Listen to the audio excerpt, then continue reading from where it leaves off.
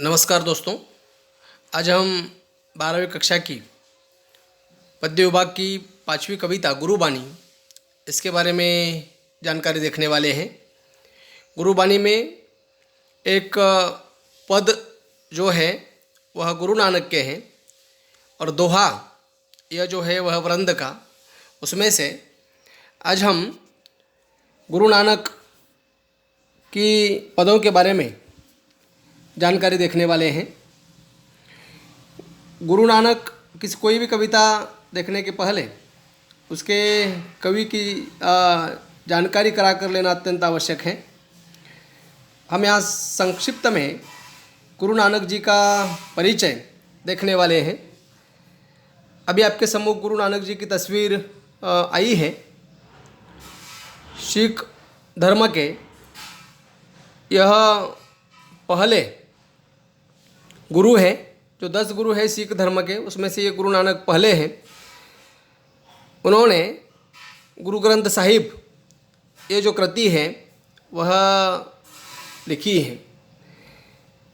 गुरु नानक जी का जन्म 15 अप्रैल 1469 को रावी नदी के किनारे तलवंडी नामक ग्राम में हुआ। यह गांव आज पाकिस्तान में स्थित है। बचपन से ही आपका झुकाव आध्यात्मिक चिंतन और सत्संग की ओर रहा है। आपके व्यक्तित्व में दार्शनिक, योगी, गृहस्थ, धर्म सुधारक, समाज सुधारक और कवि के गुण पाए जाते हैं। आप सर्वेश्वरवादी हैं और सभी धर्मों वर्गों को समान दृष्टि से देखते हैं। अपने विश्व बंधुत्व के विचार की पुष्टि की है। हिंदू धर्म के और इस्लाम धर्म के अच्छे तत्वों को लेकर उन्होंने सिख धर्म की स्थापना की है। आपके भावुक और कोमल हृदय ने प्रकृति से एकात्म होकर जो अभिव्यक्ति की है वह अनूठी है। आपकी काव्य भाषा में फारसी, मुल्तानी, पंजाबी, सिंधी, खड़ी बोली और अरबी भाषा के शब्द समाये हुए हैं। सहज सरल भाषा द्वारा अपनी बात कहने में आप सिद्धहस्त हैं। आपका निधन 1539 में हुआ है। प्रमुख कृतियाँ आपकी गुरु ग्रंथ साहिब, यह एकमात्र प्रमुख कृति आपकी है। विधा परिचय में पद काव्य रचना की एक गेय शैली है। इसके विकास का मूल स्रोत लोकगीतों की परंपरा ही माना जा सकता है। हिंदी पद शैली में विभिन्न छंदों का प्रयोग अनेक निश्चित रूपों में हुआ है। हिंदी साहित्य में पद शैली की 2 निश्चित परंपराएं मिलती है। एक संतों की सबद और दूसरी कृष्ण भक्तों की परंपरा। तो ये 2 परंपराएं हिंदी साहित्य में पदों में हमें देखने को मिलती हैं। प्रस्तुत दोहों के माध्यम से गुरु नानक ने गुरु की महिमा, कर्म की महानता, सच्ची शिक्षा आदि विषयों पर अपने विचार व्यक्त किए हैं। मनुष्य के जीवन को उदात्त और चरित्रवान बनाने में गुरु का मार्गदर्शन, मनुष्य के उत्तम कार्य और सच्ची शिक्षा का बहुत बड़ा योगदान रहता है। गुरु द्वारा दिया जाने वाला ज्ञान ही शिष्य की सबसे बड़ी पूंजी है।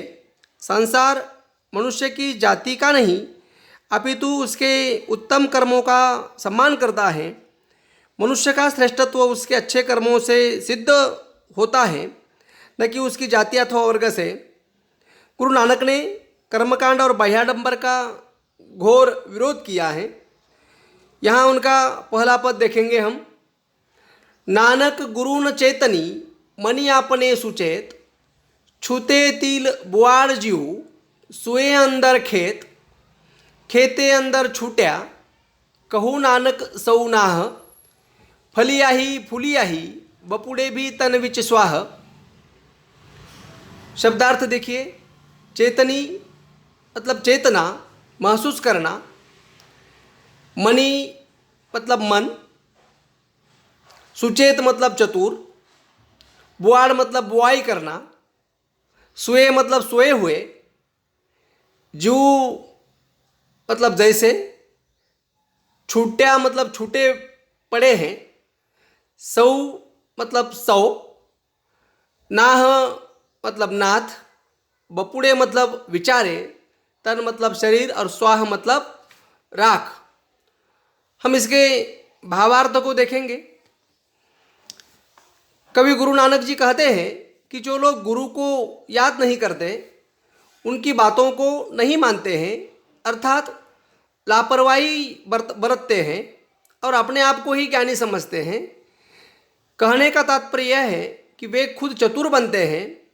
वे व्यर्थ ही अनायास उगने वाले तिल की उन झाड़ियों के समान होते हैं जो खेत में अंदर से जले हुए हालत में पड़े होते हैं, जिसका कोई मालिक नहीं बनता।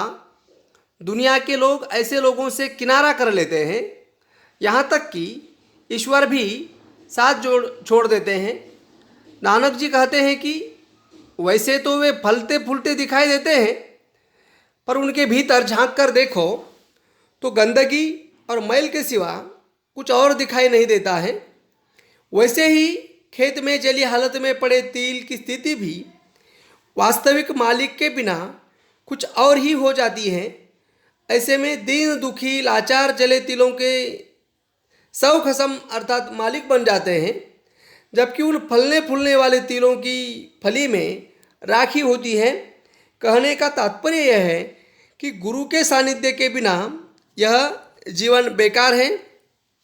गुरु के बारे में बहुत सारे कवियों ने कहने की कोशिश की। कबीरदास जी एक जगह गुरु का महत्व बताते हुए कहते हैं कि गुरु गोविंद दोहू खड़े काके लागू पाए, बलहरी गुरु अपने जिन गोविंद दियो बताए। तो ये गुरु की परंपरा बहुत दिनों से हमें देखने को मिलती है। आदिनाथ गुरु सकल सिद्धांचा मचिंद्र तयांचा मुख्य शिष्य, मचिंद्राने बोध गोरक्षाशी केला, गोरक्ष वळला गहेनी प्रति, गहेनी प्रसाद निवृत्ति दातार ज्ञानदेवासार जोजविले। मराठी में भी यह परंपरा हमें देखने के लिए मिलती है। संत ज्ञानेश्वर अपनी गुरु परंपरा के बारे में बताते हैं। कहने का मतलब यह है कि गुरु से बढ़कर शिष्य ने आगे जाने की कोशिश नहीं करनी चाहिए, या गुरु ने जो बातें बताई उस आधार पर ही आगे जीवन जो है हमारा वह जीवन में चलना चाहिए।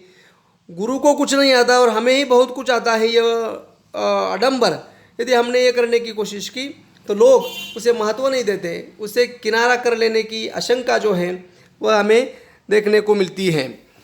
दूसरा जो पद है वह जली मोह घसी मसी करी, मति कागद करी सारू, भाई कलम करी चितू लेखारी, गुरु पूछी लिखू बिचारी, लिखू नाम सालाह लिखू, लिखू अंत न पारावार। उसके कठिन शब्द देखिए। जाली मतलब जलाकर, घसी मतलब घिस कर, मसी अर्थात स्याही, सारू अर्थात बढ़िया, भाऊ अर्थात प्रेम, पूछी पूछ कर, पारावार अर पार सीमा। इस प्रकार के कठिन शब्द उसके हैं। इस पद का भावार्थ देखिए।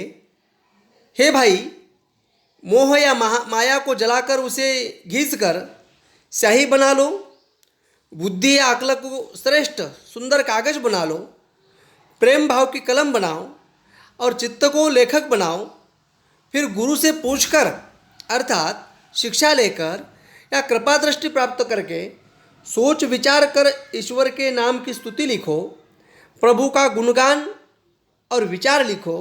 यह भी लिखो कि उस प्रभु का न कोई अंत है और न कोई सीमा है, वह तो अनंत है। इस प्रकार का भावार्थ इस पद का हमें देखने को मिलता है। अपनी माया मोह को जलाकर उसकी स्याही बनाकर, बुद्धि या अक्ल को का श्रेष्ठ सुंदर कागज बनाकर, प्रेम भाव की कलम से हमें उस ईश्वर की स्तुति का गान लिखना है, प्रभु के गुणगान के बारे में जानकारी लिखनी है। पर वो सारी जानकारी जो है वह गुरु से शिक्षा प्राप्त कर कर ही लिखनी है, क्योंकि गुरु हमें किस दृष्टि से उसका गुणगान करना है इसका ज्ञान पहले देगा और उस आधार पर हमारे लिए प्रभु का गुणगान करना है। और उस प्रभु का कोई अंत नहीं है, कोई सीमा नहीं, क्योंकि प्रभु जो है प्रत्येक जगह हमें देखने को मिलता है, अनंत है वह, उसकी कोई सीमा नहीं। कितना भी हम लिखते चले गए तो उसके गुणगान जो है वह हम लिखते ही चले जाएंगे। इस प्रकार की बातें इसमें हमें देखने को मिलती हैं। तीसरा जो पद है हमारा, मन रे अहिनिसी हरि गुण सारी, जिन खिनु पलु नामु न बिसरे, ते जन विरले संसारी। ज्योति ज्योति मिलाइए सूरति सूरति संजोगु, हिंसा हऊ में गतु गए नाही सहसा सोगु। गुरुमुख जिसु हरि मन बसे, तिसु मेले गुरु संजोग। यहाँ शब्दार्थ देखिए, अहिनिसी मतलब दिन रात, हरि ईश्वर, सारी स्मरण, पलु पल, विसरे भूले, हऊ में हृदय में। इस प्रकार के कठिन शब्द यहाँ पर हैं। इस पद का भावार्थ देखिए, हे मन तू दिन रात भगवान अर्थात परमात्मा के गुणों का स्मरण कर, याद करता रह। संसार में ऐसे लोग विरले ही होते हैं जिन्हें एक क्षण के लिए भी प्रभु का नाम नहीं भूलता। अपना ध्यान उसी में लगाओ और उसकी ज्योति से अपनी जीवात्मा मिलाकर स्वयं प्रकाशित हो जाओ, अर्थात एकाकार हो जाओ। उसमें अपनी सूरती का मेल कर देने से हिंसा, कठोरता और अहंकार दूर हो जाता है। जो मनुष्य हृदय में भगवान के नाम की माला पहन लेता है वह सच्चे मन से प्रभु का स्मरण करता है, गुरु की शरण में रहकर साधना करता है, तो गुरु उसे प्रभु के दर्शन और साक्षात्कार का पूरा अवसर प्रदान करता है। यह बातें इसमें हमें देखने के लिए मिलती हैं। अर्थात दिन रात परमात्मा का स्मरण करने के लिए मनुष्य ने आगे आना चाहिए। अपना एक पल भी जीवन का परमात्मा के स्मरण के बिना गंवाना नहीं चाहिए। यह देखने के लिए मिलता है। मराठी में एक संत कवि ने कहा, हेची दान देगा देवा तुझा विसरण व्हावा, गुण गाई न आवडी हेची माझी सर्व जोड़ी। यही बातें ईश्वर से भी वह मांगते हुए आपको देखने के लिए मिलते हैं कि हे ईश्वर, तुम्हारा नाम जो है सदा हमारे जीवा पर रहना चाहिए और हमने तुम्हारे नामों का गुणगान जो है वह करना चाहिए। यहाँ भी उसी प्रकार की बातें हमें देखने के लिए मिलती हैं। अगला पद देखेंगे हम, तेरी गति मिति तू ही जाने, क्या को आखी वखाने। तू आपे गुप्ता आपे प्रगटू, आपे सब रंग माने। साधक सिद्ध गुरु वहु चेले खोजत, फिर ही फर माने। मागही नामू पाई यह भिक्षा, तेरे दर्शन कऊ कुरवाने। उसी की प्रभु खेल रचाया, गुरुमुख सोई सोजी होई। नानक सब जुग आपे वर्ते, दूजा और न कोई। कठिन शब्दार्थ देखिए, वखाने मतलब बड़ाई, वर्णन करना। गुप्ता गुप्त, प्रगटू प्रकट होना, साधक भक्त, कुरवाने मतलब कुर्बानी, सोजी समझकर, जुग मतलब युग, दूजा इसका अर्थ है दूसरा। इस पद का भावार्थ देखिए, गुरु नानक जी कहते हैं, हे प्रभु, अपनी शक्ति के सब रहस्यों को केवल तुम ही जानते हो, उनकी व्याख्या कोई दूसरा कैसे कर सकता है। तुम प्रकट रूप भी हो, अप्रकट रूप भी हो, तुम्हारे अनेक रंग हैं। अनगिनत भक्त, सिद्ध, गुरु और शिष्य तुम्हें ढूंढते फिरते हैं। हे प्रभु, जिन्होंने नामस्मरण किया उनको प्रसाद में, भिक्षा में तुम्हारे दर्शन की प्राप्ति हुई है। तुम्हारे इस संसार के खेल को केवल कोई गुरुमुख ही समझ सकता है, अर्थात गुरु की शरण में रहने वाला भक्त ही समझ सकता है। तुम्हारे इस संसार में तुम ही युग युग में विद्यमान रहते हो और दूसरा कोई नहीं है। अतः तुम ही सर्वकालिक, सर्वव्यापी और सर्वशक्तिमान हो। इस प्रकार की बातें गुरु नानक इस पद के माध्यम से कहना चाहते हैं। गुरु को सर्वव्यापी और सर्वशक्तिमान के रूप में वह यहाँ उसका वर्णन करते हैं। अगला पद देखिए, गगन में थाल रविचंद दीपक बने, तारका मंडल जनक मोती। धूप मलयानील पवनु चंवरो करे, सकल वनराई फुलंत ज्योति। कैसी आरती होई भवखंडना, तोरी आरती अनाहत शब्द बाजत भेरी। कठिन शब्दार्थ देखिए।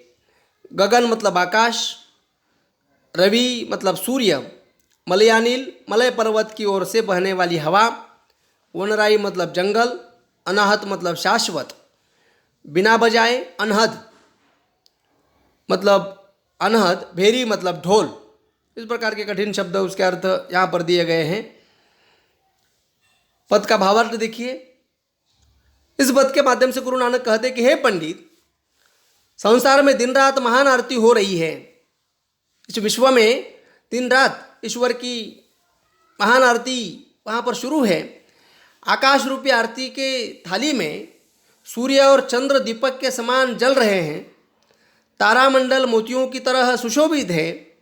मलय पर्वत से आती चंदन की खुशबूदार हवा का धूप महक रहा है।